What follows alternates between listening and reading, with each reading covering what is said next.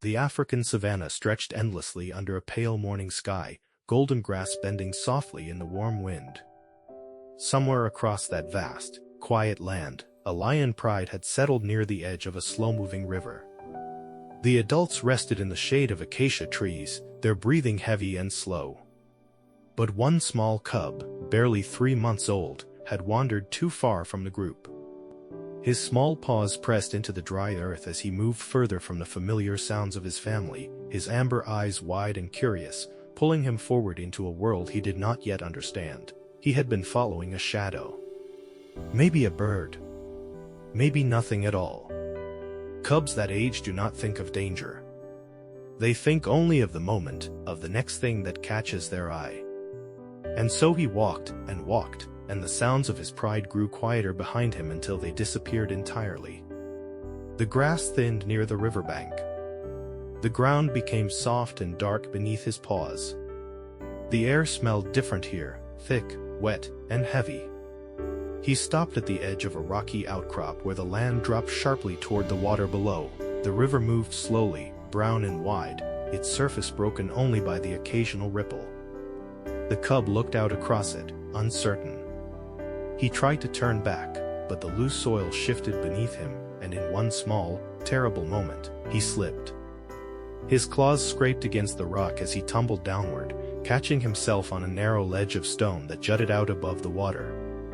He stood there, trembling, his small body pressed flat against the rock, the dark river moving just inches below his paws. He cried out. A thin, sharp sound that carried across the water and dissolved into the open air. Below the surface, something moved.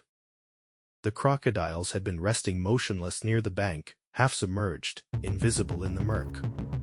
There were 3 of them, ancient and patient, creatures that had survived unchanged for millions of years. They had heard the cub fall. They had felt the vibration in the water. Now they began to move, slowly at first, then with quiet purpose, sliding through the dark water toward the rock where the cub stood frozen. Their eyes broke the surface. Their bodies barely disturbed the current. They circled. The cub pressed himself harder against the stone. He cried again, louder this time, a sound not of anger but of pure, raw fear. Far back across the grassland, a lioness lifted her head. She had been sleeping when the sound reached her. Something in that cry cut through the stillness and pulled her instantly to her feet. She stood rigid for a moment, ears forward, chest rising. Then she moved.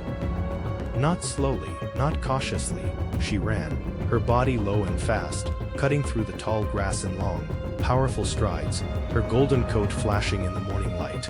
She followed the sound the way a mother always follows the sound of her young, without hesitation, without thought, with everything she had. She reached the riverbank and stopped at the edge. Below, she could see him. Her cub. Standing on that small ledge of rock, trembling, surrounded by water. And in that water, 3 crocodiles waited. She paced the bank, back and forth, letting out a deep, low call. She could not reach him. The drop was too sharp, the water too deep, and the crocodiles too many. She called again and again, her voice rising with a desperation that no words could carry. She was a lioness, one of the most powerful hunters on this continent, and she could do nothing. She could only watch. Then something shifted in the sky above. A large martial eagle had been riding the thermals high over the river, scanning the water below. Eagles see things that other animals cannot.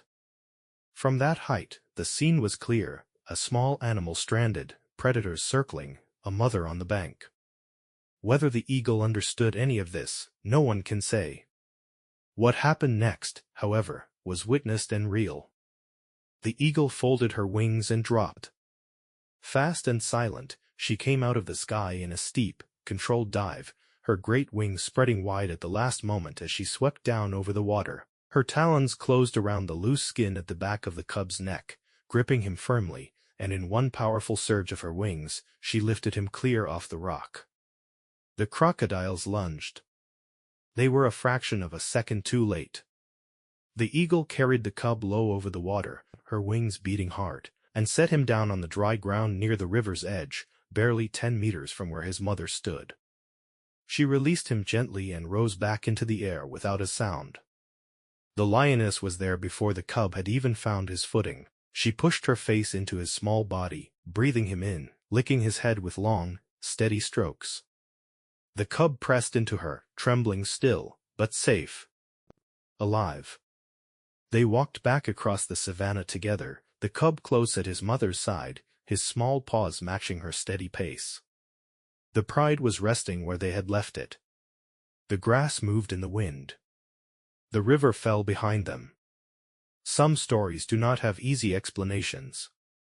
They simply happen, out in the wild, where the rules are older than anything we understand.